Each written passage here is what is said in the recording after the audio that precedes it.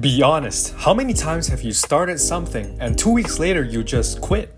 The same goals, the same plans, but 2 weeks in, it flatlines, and you're left with that familiar mix of frustration and disappointment, wondering why it always ends the same way. You think it's because you lack willpower. That's not true. It's actually because most people build their habits backwards. Stick around because I'm about to break down why most habits fail and give you a simple, research-backed blueprint to finally make consistency stick. According to what the research shows, building a habit that becomes automatic takes time. A recent review of 20 studies with over 2,600 people found simple health habits often become automatic in roughly 60 to 66 days. But on average, considering more complicated habits, it can take up to 100 to 150 days.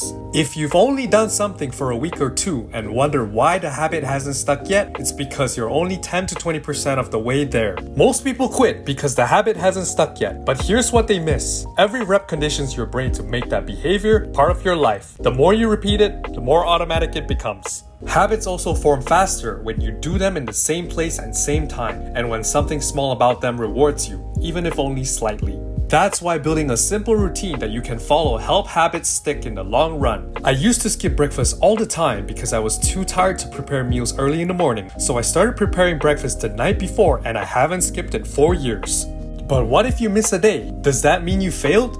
Actually, no. Missing one day doesn't erase weeks or months of effort, because it's consistency over time, not perfection, that builds habits. Think about the 80-20 diet rule. 80% of the time you eat clean, 20% you enjoy your favorite foods. That's why people stay consistent without burning out. 100% makes one miss feel like failure, but 80% you just get back up and keep going. Why then are building habits so hard? Here are the biggest pain points why so many people quit around week 1 or 2. First, it's because of motivation wave crash. You start fired up because new goals feel novel and exciting. But motivation always fades. It's human nature. If your habit depends on feeling hyped, the moment that energy dips, so does your consistency. Second, it's due to the all or nothing mindset. One slip and you call it quits. Because in your head, missing once equals failure. But that's perfectionism talking, not the truth. Habits are about averages, not streaks. Third, it's because you're overloading too early. You set a huge goal right away. 5 a.m. workouts, meal prep, journaling, all at once. It's too heavy to carry when life ultimately gets messy. If you wake up at 7, jumping straight to 5 a.m. workouts is a shock to your system, so start smaller. Consistency grows when the change actually fits your life. And finally, environment. Habits stick when they're attached to something you already do or when your space makes the right choice easy. Phone right beside you while studying? Before you know it, suddenly an hour is spent doom scrolling on TikTok.